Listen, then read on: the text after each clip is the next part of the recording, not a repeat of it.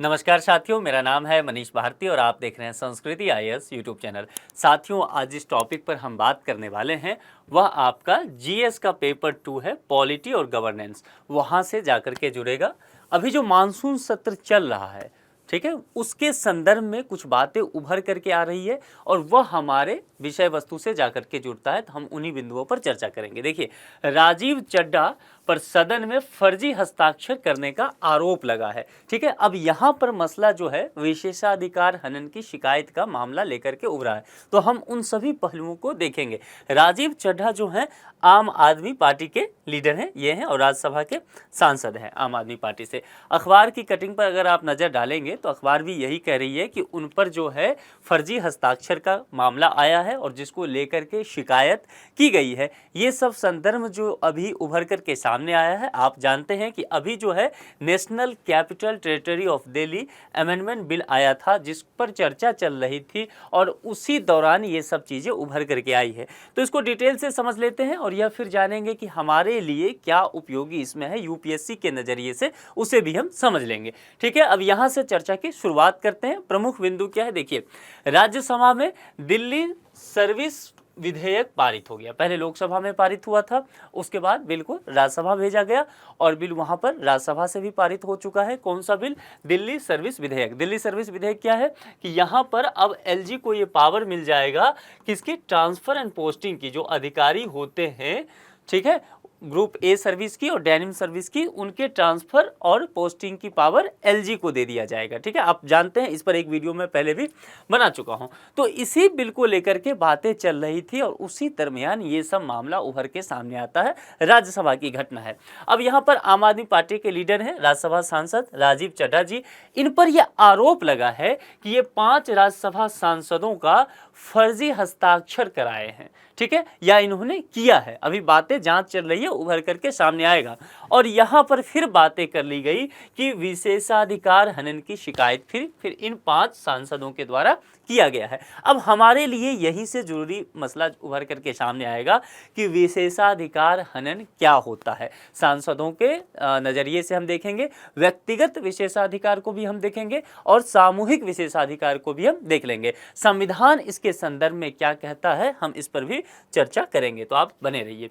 अब देखिए, क्या है मुद्दा, इसको लेकर के बात करते हैं। उससे पहले मैं आपको बता दूं कि मैं इस लेक्चर पर एक प्रश्न भी पूछने वाला हूं और प्रीलिम्स के स्तर का प्रश्न होगा, तो बहुत ध्यान से आपको देखना है, क्योंकि प्रश्न आज का थोड़ा सा जटिल है।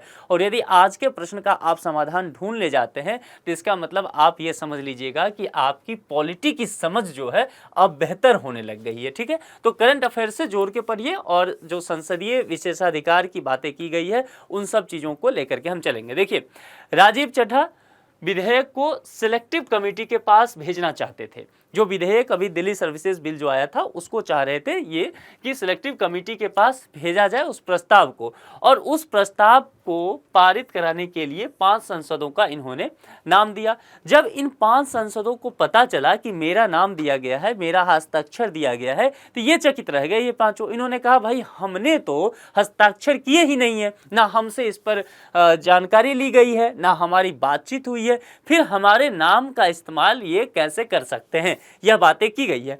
फिर इन पांचों ने राज्यसभा के उपसभापति हैं हरिवंश जी, उनके पास शिकायत की जांच दे दिया इन्होंने।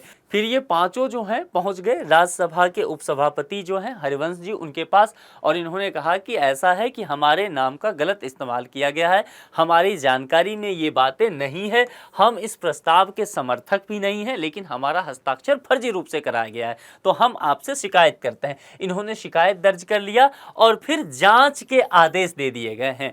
अब मामला यहाँ से बढ़ जाता है। यदि उन पर मामला बन जाता है कि वाकई उन्होंने फर्जीवाड़ा किया है, फिर उन पर आगे कार्रवाई की जाएगी। इस बीच गृह मंत्री अमित शाह जो हैं सदन के विशेषाधिकार का उल्लंघन बताया है और इन्होंने भी कहा है कि इस मामले को विशेषाधिकार समिति को भेज दिया जाना चाहिए और वहां से फिर मामला तय हो जाए। चलिए, ये बातें हैं। अब राजीव चड्ढा का पक्ष जान लेते हैं। इन्होंने कहा कि ठीक है, विशेषाधिकार समिति को ये मामला यदि जाता है और फिर यहाँ से मुझे नोटिस मिलता है तो मैं उस नोटिस का जवाब देने के लिए तैयार हूँ। अब यहाँ पर 5 सांसद कौन कौन हैं, उनके नाम जान लीजिए। सुधांशु त्रिवेदी हैं बीजेपी के सांसद, नरहरी जो है अमीन बीजेपी के आते हैं, पी कोन्याल बीजेपी से, संसित पात्रा जो है बीजेडी से आते हैं और थम्बी दुरई AIDMK से हैं। ठीक है, ये 5 सांसद जो हैं यही शिकायत किए हैं और इन्हीं के नाम का इस्तेमाल किया गया है। अब यहाँ पर समझिए, सिलेक्टिव कमेटी में सदस्यों का नाम शामिल करने की क्या प्रक्रिया है। अमित शाह जी जो गृह मंत्री हैं, चूंकि वो पक्ष के लीडर हैं, तो विपक्ष पे उन्होंने आरोप लगाते हुए कहा, अभी जो विपक्ष का नया अलायंस बना है इंडिया, तो उसमें सभी गठबंधन जो बाकी विपक्ष के लोग हैं गठबंधन में शामिल हुए हैं, कांग्रेस उसकी एक मुख्य पार्टी है। तो इन्होंने कांग्रेस से पूछा, अमित शाह ने, कि क्या आप ऐसे फर्जी लोगों के साथ गठबंधन बनाना चाहते हैं। इस पर कांग्रेस सांसद जो है शक्ति सिंह गोहिल ये कुछ जवाब देते हैं और इसके जवाब में इन्होंने कहा कि सिलेक्टिव कमेटी में नाम शामिल करने के लिए सांसदों के सहमति की आवश्यकता नहीं पड़ती है, उनका नाम भेजा जाता है और यदि वो अपने नाम से सहमति नहीं जताते हैं तो उनका नाम जो है खुद ब खुद बाहर हो जाएगा, वह शामिल नहीं होगा, उनके हस्ताक्षर का भी प्रावधान नहीं है। इसीलिए ये कह रहे हैं कि ये कोई फर्जीवाड़ा नहीं है, यह प्रक्रिया के अंतर्गत ही काम हुआ है। ठीक है, अब यहाँ तक सारा मसला हम समझ गए, हमारे लिए एक बैकग्राउंड स्टोरी के रूप में ये चीज़ तैयार हो गया। आप कहते हैं ना कि करंट अफेयर्स, तो करंट अफेयर्स इतना ही था, ये मुद्दा था। आप कभी इस पर मान लीजिए आंसर राइटिंग लिखते हैं और एग्जाम्पल देना पड़े तो आप इसे एग्जाम्पल के रूप में दे सकते हैं। ठीक है, केस स्टडी करना पड़े कभी एथिक्स में तो वहाँ भी काम आएगा, ऐसे राइटिंग में काम आ जाएगा।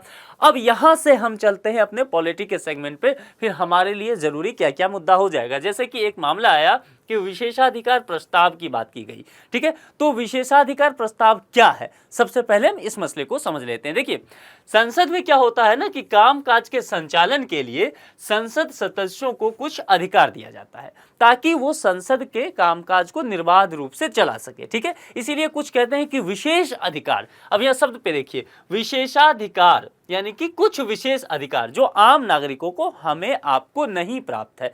ठीक है, तो वो अधिकार दिया गया है। ध्यान में रखते हुए समझिए कि लोकतंत्र का जो सबसे बड़ा मंदिर है संसद, उसकी कार्रवाई चलेगी, चूंकि जनता से और जन कल्याण से जुड़ी मुद्दों पर वहां पर बहस होता है, इसीलिए उन्हें यह कामकाज को सुचारू रूप से चलाने के लिए अधिकार दिया गया है। सबसे पहले इस चीज को समझ लीजिए। अब इसमें है कि इनमें से किसी भी अधिकार का यदि उल्लंघन हो जाता है, जो भी अधिकार दिए गए हैं विशेषाधिकार, उस पर हम बात करेंगे, उसमें यदि किसी भी अधिकार का उल्लंघन होगा तो उसे विशेषाधिकार का उल्लंघन माना जाएगा। इतना मामला समझ में आ गया। किसी भी सदस्य द्वारा, जो भी संसद के सदस्य हैं, किसी भी सदस्य द्वारा विशेषाधिकार प्रस्ताव लाया जा सकता है, इस बात को आपको ध्यान रखना है। इसमें यह नहीं है कि पक्ष द्वारा ही लाया जाएगा, सत्ता पक्ष द्वारा या विपक्ष द्वारा लाया जाएगा या जो सबसे बड़ी पार्टी हो वो लाएगी, ऐसी कोई बात नहीं है। जो भी माननीय सदस्य हैं उनके किसी भी के द्वारा भी विशेषाधिकार प्रस्ताव जो है सदन में लाया जा सकता है। और सदन का जो अध्यक्ष होगा, अध्यक्ष किस में होता है, लोकसभा में। ठीक है, वह इसे स्वीकार कर सकता है या फिर विशेषाधिकार समिति के पास भेज सकता है इसकी जांच पड़ताल के लिए। चलिए अब आगे बात करते हैं। अब जैसा कि मैंने कहा कि विशेषाधिकार समिति की चर्चा हमने यहाँ कर ली, तो विशेषाधिकार प्रस्ताव आप समझ गए, इसकी प्रक्रिया समझ गए। अब यहाँ पर या तो एक्सेप्ट हो जाएगा या फिर विशेषाधिकार समिति के पास जाएगा। तो विशेषाधिकार समिति क्या होता है इसके बारे में हम समझ लेते हैं। ठीक है, अब यहाँ पर विशेषाधिकार समिति जो है, इसका स्वरूप की बात करें तो यह अपने स्वरूप में अस्थायी स्वरूप का होता है। अस्थायी स्वरूप कहने का मतलब है यह निरंतर बना रहता है। इसका मतलब यह नहीं है कि यह किसी खास मुद्दे के लिए बनाया गया है। एक तो होता है ना कि तदर्थ समिति, तो वह किसी खास मुद्दे के लिए बनाया जाता है। ठीक है, जैसे मणिपुर हिंसा हुआ तो मणिपुर हिंसा के लिए जांच के लिए उसे बना दिया गया। लेकिन यहाँ पर जो ये विशेषाधिकार समिति है यह अस्थायी स्वरूप का होगा और इसका कार्य जो होगा वह अर्ध न्यायिक प्रकृति का होगा। अर्ध न्यायिक प्रकृति कहने का मतलब है कि यह प्रशासनिक काम तो करेगा ही, साथ ही इसमें न्यायिक अंश भी जुड़ा रहेगा, यानी कि यह दोनों पक्षों को सुनेगा। जिस तरह से न्यायालय में होता है ना कि पक्ष विपक्ष को जज बैठ करके सुनते हैं, उसके आधार पर वो कुछ फैसला तय करते हैं, तो यह समिति भी क्या करेगी, दोनों पक्ष को सुनेगी। अब राजीव चड्ढा का मामला है तो उनसे भी पूछताछ होगी, उन्हें भी यह समिति सुनेगी और जिन 5 सांसदों ने शिकायत की है उनके पक्ष को भी जानेगी। उसके बाद यह समिति जो है किसी निष्कर्ष तक पहुंचती है। तो यह मामला यहां हो गया।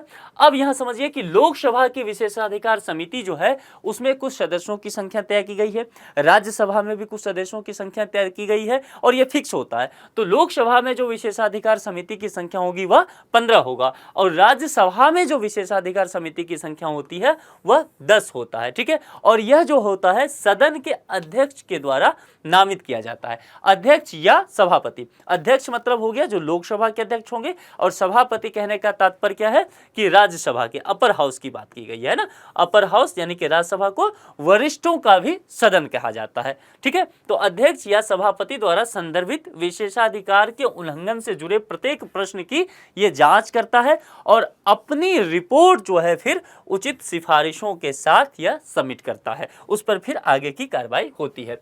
अब यहाँ पर हम फिर से बात करेंगे संसदीय विशेषाधिकार, जो सबसे पहले हमने चर्चा की थी। तो अब हम सबसे पहले हमने समझ लिया कि विशेषाधिकार प्रस्ताव क्या होता है, फिर हम समझ लिए विशेषाधिकार समिति क्या होती है और अब हम संसदीय विशेषाधिकार की बात पर आ जाते हैं। संविधान में इसको लेकर के प्रावधान किया गया है, ठीक है, और वह अनुच्छेद 105 के अंतर्गत वर्णित है। तो 105 कहता है कि संसदीय विशेषाधिकार जो है वह दो प्रकार का होगा। कौन कौन सा? तो एक होगा सामूहिक और व्यक्तिगत। अब देखिए यहां पर याद करने की आपको आवश्यकता नहीं है। यहां पर जैसे सामूहिक, तो शाब्दिक अर्थ पे जाइए। शब्द क्या कहता है कि सामूहिक की बात की गई तो समूह के रूप में पूरी संसद का क्या अधिकार है, जितने भी माननीय सदस्य होंगे उनको क्या विशेषाधिकार दिया गया है उसकी बात की जाएगी। और व्यक्तिगत कहने का तात्पर्य है कि किसी एक सांसद को किसी विशेष परिस्थिति में क्या अधिकार दिया गया है, यह बातें की गई है। कहां पर? अनुच्छेद 105 में। तो अनुच्छेद 105 आज आपका होमवर्क रहा, इसको डिटेल से पढ़िए और इसके संदर्भ में आप क्या और जानकारी जुटा पाए हैं वह कमेंट बॉक्स में भी लिखिए। यह दो प्रकार का होगा, इस दोनों पर हम चर्चा थोड़ा सा डिटेल से करेंगे और यह आपके लिए सबसे इंपॉर्टेंट आज का टॉपिक है, तो इसको आप नोट कर लीजिए। सबसे पहले बात करते हैं सामूहिक विशेषाधिकार की बात। जैसा कि मैंने पहले कहा समूह का, यानी कि पूरे पार्लियामेंट के संदर्भ में यह बात की जा रही है। इसमें समझिए अपनी रिपोर्ट, वाद विवाद, कार्यवाही को प्रकाशित करने अथवा जो कार्यवाही हुई है उसको प्रकाशित न करने देने का अधिकार होता है। किसके पास यह अधिकार होता है? जल्दी से सोच के बताइए। यह अधिकार होगा किसके पास? संसद के पास। ठीक है, जो भी सदस्य होंगे समूह के रूप में उनके पास यह अधिकार है कि वह जो है अपनी रिपोर्ट को, उनके बीच जो डिबेट हुआ है और कार्यवाही जितनी हुई है उन सभी को प्रकाशित करने दे सकते हैं, या उनका ये अधिकार है कि वो प्रकाशित नहीं भी करने दे सकते हैं। अब यहाँ पर कार्यवाही से बाहरी व्यक्तियों को वह बाहर भी कर सकते हैं। जैसे कि आप पार्लियामेंट का सेशन कभी देखने जा सकते हैं, ठीक है, आप दर्शक के रूप में जा सकते हैं, बहुत सारे अधिकारी वहां होते हैं, बाहरी लोग। कहने का तात्पर्य यह है कि यानी कि वहां पे संसद सदस्य नहीं है, ठीक है, तो वह बाहरी व्यक्तियों को उस कार्यवाही से बाहर करने का भी अधिकार रखते हैं। और कुछ आवश्यक मामला ऐसा आ जाता है जहां पर गुप्त बैठक भी होती है, तो ऐसे विचार विमर्श जो कि मान लीजिए रक्षा सुरक्षा से संबंधित हो, ठीक है, ऐसा मान लीजिए कि जो राष्ट्रीय सुरक्षा के लिए सेंसिटिव हो, या कई ऐसे मसले जो तमाम जो सदस्य हैं वह मिलकर के तय कर लेते हैं कि इस पर जो है जो भी बाहरी व्यक्ति है उनको बाहर कर दिया जाए और गुप्त बैठक किया जाए। ठीक है, अब देखिए व्यवहारिक एक बात बताता हूं। जब भी गुप्त बैठक होगा, आप जानते हैं कि पहले क्या होता था, एक राज्यसभा टीवी होता था, ठीक है, राज्यसभा टीवी हुआ करता था जिस पर यूपीएससी के लिए बहुत सारा मटेरियल आया करता था, डिबेट वगैरह बहुत अच्छा था। और एक लोकसभा टीवी LSTV करके था। अब इस दोनों को क्या कर दिया गया? मर्ज कर दिया गया और फिर इसे बना दिया गया क्या? संसद टीवी। तो अभी आप YouTube पे सर्च करके इसे संसद टीवी को देखिएगा। यहाँ पर जितनी भी कार्रवाई है राज्यसभा की और लोकसभा की, दोनों ही हाउस की जो कार्रवाई है उसका प्रसारण किया जाता है। ठीक है, राज्यसभा और लोकसभा दोनों को मिला के संसद टीवी। अब यहाँ पर खुद सोचना है, व्यवहारिक पक्ष है, आपको कहीं संविधान में इसका वर्णन नहीं है, कहीं भी ध्यान रखना है। तो गुप्त बैठक यदि हुआ तो क्या इसका प्रसारण टीवी पे होगा, संसद टीवी पे होगा? जाहिर सी बात है जवाब नहीं है, शब्द में ही छुपा हुआ है कि गुप्त बैठक है। वो चाह रहे हैं कि जिस भी मुद्दे पर वो बात करें, जो भी संसद सदस्य हैं वह बाहर नहीं जाए। हो सकता है संवेदनशील मसला हो, राष्ट्रीय सुरक्षा का मसला हो, तो यदि सभापति या अध्यक्ष इसकी सहमति दे देते हैं और सभी आपस में तय कर लेते हैं तो यह हो जाएगा। चलिए आगे बढ़ते हैं। कार्यवाही के संचालन, कार्य के प्रबंधन के लिए नियम भी ये बनाते हैं। निश्चित तौर पर संसदीय प्रणाली जो चलती है, यह पूरा जो जैसे मानसून सत्र चल रहा है, तो यह सत्र जो चलेगा, जैसे प्रश्नकाल होते हैं, प्रश्नों के अलग अलग स्वरूप होते हैं, तो जो भी कार्यवाही चलती है निश्चित तौर पे इसके लिए नियम कानून तो होने चाहिए, तभी तो चलेगा। इतने नियम कानून होने के बाद भी तो संसद सत्र नहीं चल पा रहा है, आप देख रहे हैं। और उसका प्रबंधन के लिए भी जरूरत है क्या, कुछ नियम कानून हो, तो इसके लिए भी नियम कानून बनता है। सदस्यों के साथ साथ बाहरी लोगों को इसके विशेषाधिकारों के हनन या सदन की अवमानना करने पर यह पूरा सदन जो है क्या कर सकते हैं, निंदित कर सकते हैं, चेतावनी भी दे सकते हैं, या फिर जरूरत पड़ा तो कारावास की सजा भी दे सकते हैं। आपको यदि अभी याद हो, कुछ समय पहले ही, ये मैं उत्तर प्रदेश विधानसभा के संदर्भ में बता रहा हूँ, यूपी विधानसभा जो है, अभी आप यूट्यूब पे जाके इसे सर्च करिएगा, एक समय के लिए, कुछ देर के लिए दरअसल न्यायालय में तब्दील हो गया था। कुछ अधिकारी जो हैं यहाँ पर कुछ विधायक के खिलाफ अवमानना का शिकायत आया था, तो जो वहां पर अध्यक्ष थे विधानसभा के, उन्होंने उन अधिकारियों को कटघरे में खड़ा कर दिया और वहां पर विधानसभा में ही बुला लिया। तो कुछ देर के लिए जो विधानसभा था वह पूरी तरह से न्यायालय में तब्दील हो गया, ये समझ लीजिए। तो यहां पर यह अधिकार प्राप्त हो जाता है इन्हें कि ये फिर निंदा कर सकते हैं, चेतावनी दे सकते हैं, कारावास की सजा भी दे सकते हैं। सदस्यों के मामले में बर्खास्ती या निष्कासन का भी अधिकार ये रखते हैं। जैसे सदस्यों के मामले में, जैसे कि अभी आप देखिए कि राज्यसभा के सांसद हैं आम आदमी पार्टी के संजय सिंह, उन्हें जो है पूरे मानसून सत्र से निष्कासित कर दिया गया है, निलंबित कर दिया गया है। ठीक है, तो ऐसे कई और सांसदों के खिलाफ होता है जब उन्हें नियम कानून के तहत कार्रवाई करते हुए नहीं पाया जाता है। तब किसी सदस्य को गिरफ्तार करने, अपराध सिद्धि, कारावास या मुक्ति संबंधी सूचना प्राप्त करने का भी अधिकार सदन का होता है। यदि कोई संसद सदस्य है, किसी भी मामले में पुलिस ने उन्हें गिरफ्तार कर लिया है, तो यहां पर सदन को यह जानने का, उनसे संबंधित ये बातें जानने का अधिकार होता है। ठीक है, सदन में पीठासीन अधिकारी की अनुमति के बिना, अब यहां पर पीठासीन अधिकारी कहने का क्या तात्पर्य है, लोकसभा के संदर्भ में पीठासीन अधिकारी जो होंगे वह अध्यक्ष होंगे, राज्यसभा के संदर्भ में पीठासीन अधिकारी जो होंगे वह सभापति होंगे, उनके उपस्थिति में बाकी जो पीठासीन अधिकारी बनाए गए वही होंगे।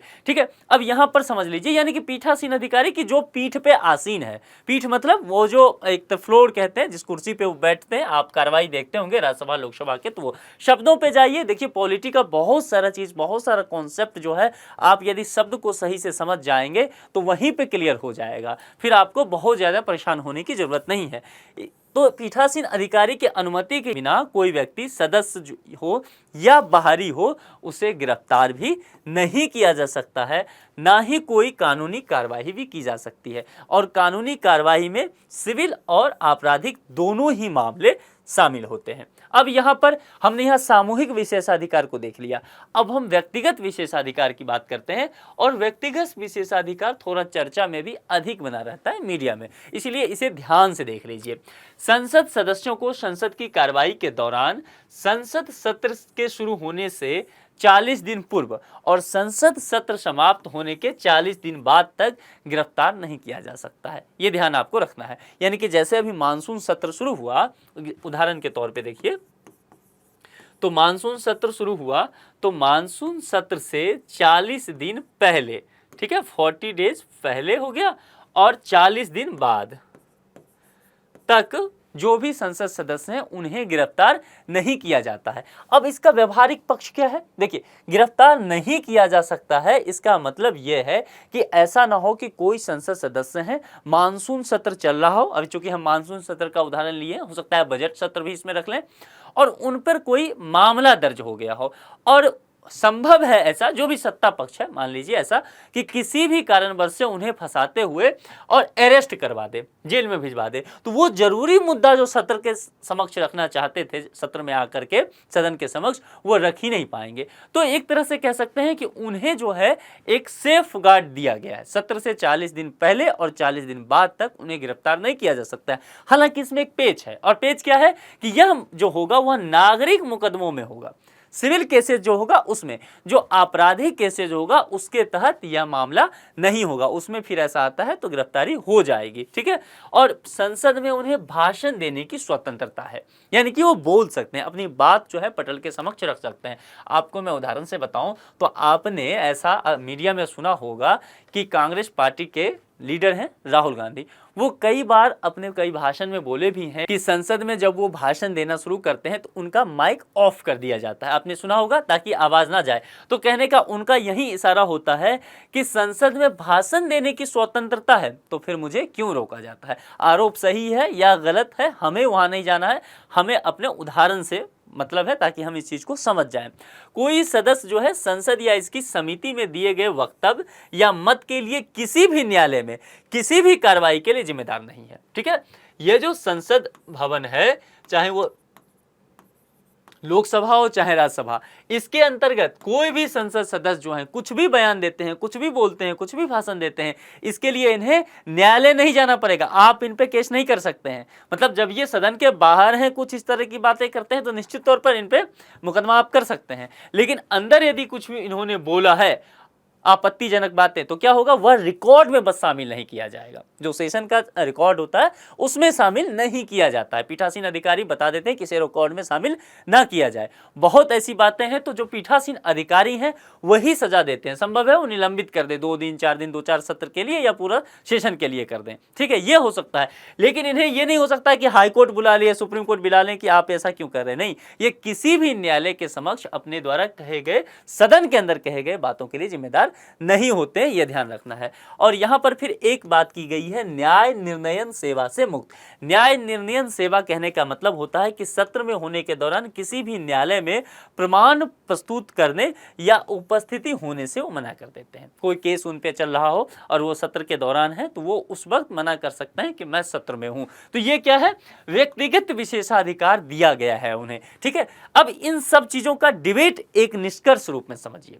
निष्कर्ष के रूप में यह है कि ये सारे अधिकार, चाहे सामूहिक विशेषाधिकार दिया गया हो चाहे व्यक्तिगत विशेषाधिकार दिया गया हो, यह अधिकार देने का ध्येय क्या है, उद्देश्य क्या है, इसके पीछे की वजह क्या है। देखिए, हमारे संविधान निर्माता, संविधान के जैसा मैंने 105 का आपको हवाला दिया, या फिर जो संसद का नियमावली बना हुआ है, कामकाज कैसे चलेगा, नियम कानून जो है, उसमें इस बात का प्रावधान किया इसीलिए कि ताकि संसद सदस्य जो हैं स्वतंत्र रूप से, निर्बाध रूप से अपनी बातों को सदन में रख सकें, उन पर कोई भय ना हो, कोई प्रलोभन ना हो, वह किसी तरह के डर में ना आए। तो यही सभी मसला था। अब देखना होगा कि राघव चड्ढा जो है उन पर क्या कार्रवाई की जाती है और किस तरह से जांच आगे चलता है। तो ठीक है, अब इस पर एक संभावित प्रश्न और प्रीलिम्स के स्तर का है, तो ध्यान से देखना है। मैंने पहले ही कहा था कि आज का प्रश्न बहुत अच्छा है, तो यदि इस प्रश्न को आज के पूरे डिबेट सुनने के बाद यदि आप समाधान कर ले जाते हैं और कमेंट बॉक्स में मैं पाता हूं कि आप सही जवाब दे रहे हैं, तो आप मान लीजिएगा कि आप पॉलिटी को समझ पा रहे हैं धीरे धीरे। ठीक है, अब यहां पर समझिए, विशेषाधिकार समिति के संबंध में निम्नलिखित कथनों में से कौन सा कथन, ध्यान देना है, सही नहीं है। इसलिए मैं बार बार कहता हूं कि जो टेल वर्ड है उसको ध्यान से देखिए। यहां आप संभव है तेजी से पढ़ें और सही है और आ गया, यहां पर सही नहीं है पर जोर दिया गया है। यानी कि ये 4 विकल्प दिए गए हैं, इसमें से कोई एक विकल्प ऐसा होगा जो गलत होगा। ठीक है, और ये गलत होगा यानी कि सही नहीं होगा, तो गलत होगा, तो गलत होगा तो वही इस प्रश्न का सही जवाब होगा। समझ पाए मैं क्या कह रहा हूं, जो भी गलत स्टेटमेंट होगा वही सही जवाब होगा, कहने का ये मतलब है। चलिए, किसके संदर्भ में, विशेषाधिकार समिति के संदर्भ में। यह अस्थाई समिति होती है, हमने चर्चा किया है इस बात पे, अस्थाई और अस्थाई क्या है, देख लीजिए। इसका कार्य अर्ध न्यायिक प्रकृति का होता है, हमने इस पर भी डिटेल से उदाहरण के साथ आपको समझाया है। लोकसभा के विशेषाधिकार समिति में 20 सदस्य होते हैं, हमने इस पर भी आपसे बात किया है। राज्यसभा की विशेषाधिकार समिति में 10 सदस्य होते हैं, हमने इस पहलुओं को भी छुआ है। तो आपको चारों में से कौन सा सही नहीं लग रहा है, यानी कि गलत लग रहा है, उस पर टिक लगाइए और उसको कमेंट बॉक्स में लिखिए। मैं लगातार देखते रहता हूं कि आप में से अधिकांश तो लोग अब बढ़ चढ़ करके जवाब देते हैं, वो लेक्चर को सुन रहे हैं, समझ रहे हैं, और फिर उससे मुझे ये अंदाजा लग जाता है कि आपकी प्रिपरेशन जो है वह बेहतर होती जा रही है। देखिए, पॉलिटी, जैसा आज का पॉलिटी का टॉपिक था, तो पॉलिटी कई बार बहुत आसान लगता है पर वह आसान होता नहीं है, और पॉलिटी यदि सही हो गया तो यूपीएससी में मान के चलिए प्रीलिम्स आपके लिए बहुत आसान हो जाता है। इसीलिए बहुत ध्यान से इन प्रश्नों का समाधान करिए। तो आज के लेक्चर में इतना ही रखते हैं, किसी दूसरे लेक्चर में किसी दूसरे मुद्दे के साथ आपसे मुलाकात होगी। यदि अभी तक आप चैनल को सब्सक्राइब नहीं किए हैं तो जल्दी से जल्दी यह काम आप कर लें। अपना ख्याल रखिए, स्वस्थ रहिए, थैंक यू।